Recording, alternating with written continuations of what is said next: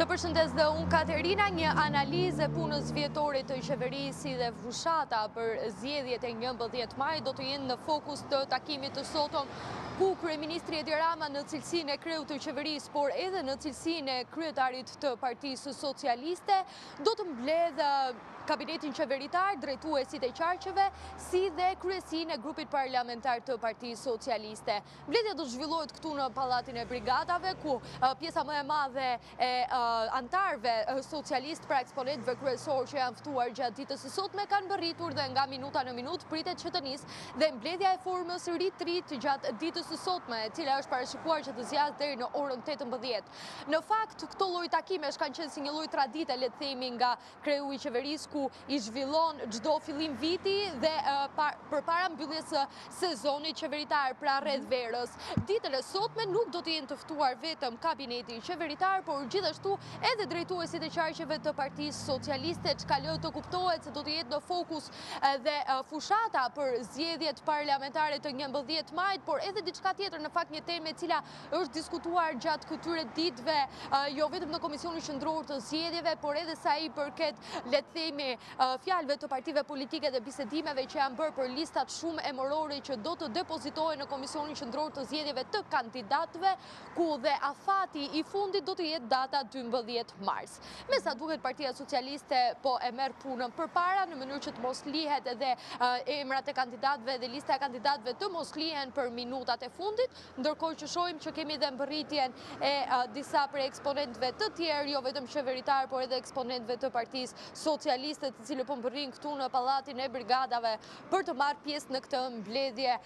e gjatë, e cila pritet që të kryesohet sigurisht nga vetë kryeministri Edi Rama, ndërkohë nga ana tjetër dhe puna qeveritare, si puna që është bërë deri tani për procesin e integrimit, apo edhe analiza e qeverisë që është bërë deri më tani në vend, do të jenë në fokus të diskutimeve ku çdo ministër dhe jo vetëm do të kenë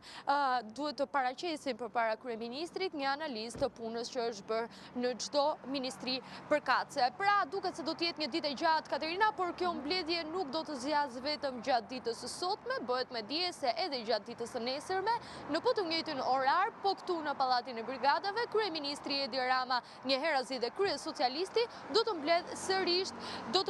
sërish edhe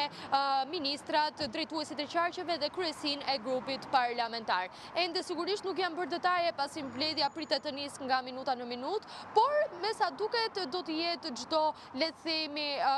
ministër, drejtues qarqesh apo edhe antar i kryesisë Partisë Socialiste do të kenë një rezume të punëve që janë bërë përpara kryeministrit gjatë ditës së sotme.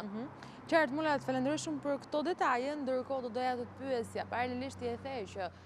kjo nuk është një mbledhje e cila zhvillohet për herë të parë, pra për sa i përket mënyrës se si kryeministri Edi Rama ka zgjedhur që her pas here t'i bëjë takime të tilla, t'i zhvillojë takime të tilla. Këtë herë sigurisht që vjen edhe në kuadër të zgjedhjeve të 11 majit, siç the ti. Kur pritet që Partia Socialiste të ketë të qartë edhe listën e kandidatëve për deputet me të cilët do të prezantohet në garën elektorale, dhe a pritet që të jetë pikërisht kjo një nga temat kyçe që do diskutohet ditën e sotme?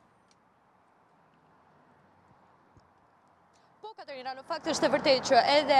pjesa e listave shumë emërore të kandidatëve të cilat do depozitohen në Komisionin Qendror të Zgjedhjeve deri në afatin e 12 marsit, pritet që do diskutohen gjatë ditës së sotme. Partia Socialiste, ndryshe nga Partia Demokratike, Katerina, është treguar më hermetike sa i përket listës së kandidatëve, por ajo që dihet tashmë është që drejtuesit e qarqeve si dhe deputetët të cilët kanë marrë vetëm një mandat apo edhe emrat e rinj që do të futen në listë, do të jenë në listat e sigurta. Pra, le të themi, nuk do të jenë ato eksponentët e vjetër të Partisë Socialiste të cilët kanë dhënë kontributin atyre, ata deputet do të duhet të garojnë në listat të hapura, pra nuk do të jenë, le të themi, të mbrojtur nga partia, por do të duhet të punojnë që emri i tyre të shënohet nga votuesit. Ndërkohë, nga ana tjetër, drejtuesit e qarqeve, të paktën ata kryesorët, si dhe deputetët të cilët kanë pasur vetëm një mandat apo edhe emrat e ri, do të jenë në listë lista të mbyllura dhe do të marrin emrat ose do të marrin nëse po postin e tyre me anë të votave që do të shkojnë kundrejt Partisë Socialiste. Nga ana tjetër, të gjithë deputetët e tjerë të cilët duan të garojnë në emër të Partisë Socialiste në zgjedhjet e 11 majit, do të duhet të punojnë për emrin e tyre, ndërkohë që do të garojnë në listë të hapur. Ndonse ende nuk është bërë, apo le të themi nuk është bërë me dije nga Partia Socialiste lista shumë emërore e kandidatëve, pritet që të le të themi publikohet gjatë këtyre ditëve apo edhe në afatet e fundit në 12 mars, i cili sipas kodit zgjedhor është edhe le të themi limiti për të depozituar në Komisionin Qendror të Zgjedhjeve emrat që majoranca do të hedhë në garë.